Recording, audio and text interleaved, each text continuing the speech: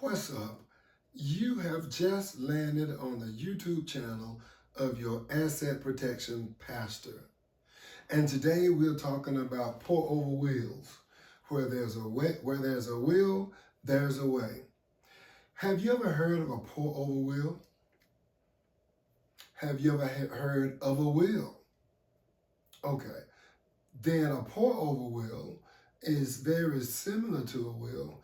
The only difference is that it ensures that everything that was left out of the trust, once you started your trust, it's good to have a pour over will because you put everything else in it and you guarantee that everything that was left out of the trust goes into the trust after you pass away. Take a dirt nap, so to speak. So when it's all over, said and done, you can ensure that your family, friends, organization, or auxiliary gets the things that you wish for them to have. All right? So, 4 things. If you have new assets, you buy something new or you inherit something new after you've already started the trust, you got your will in place, you got your power of attorneys in place, you got your advance directors in place, you have your beneficiaries, and everything in your trust is all done. But then you acquire something new. Then what you'll do is you'll do what's called a pour over will. And that guarantees that that stuff gets in the trust, okay? So when you're living, you have the pour over will here. This is the trust. They're separate, but as soon as you shut your eyes and go rockabye baby, boom, it goes into the trust, all right?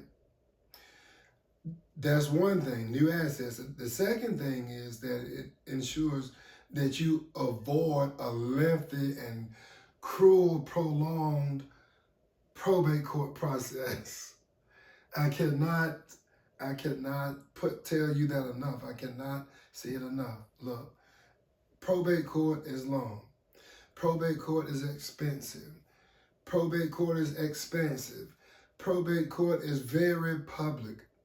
So there may be something that's in your trust that you don't, or in your property that you don't want nobody to know about. So putting it into the trust, boom, guarantees that you keep that private. Trust, private. Probate court, public. So do you really want the public to have access and knowledge to your personal assets and things? Of course not. Another thing is a speedy process. So it speeds up the process once you pass away, and they are now doing the split up and giving your stuff to whoever you want to be. It makes the process very quick. A monolithic, trilithic process, very easy.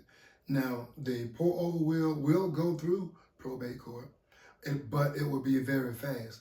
It's not like you're going to have to take months and years like you would if you don't have these things in place, okay?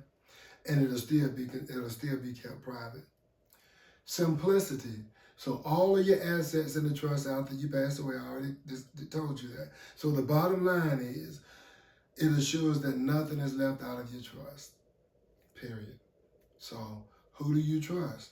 Your trust or the lawyers that's out to get your stuff? Lawyers they're gonna start selling your stuff.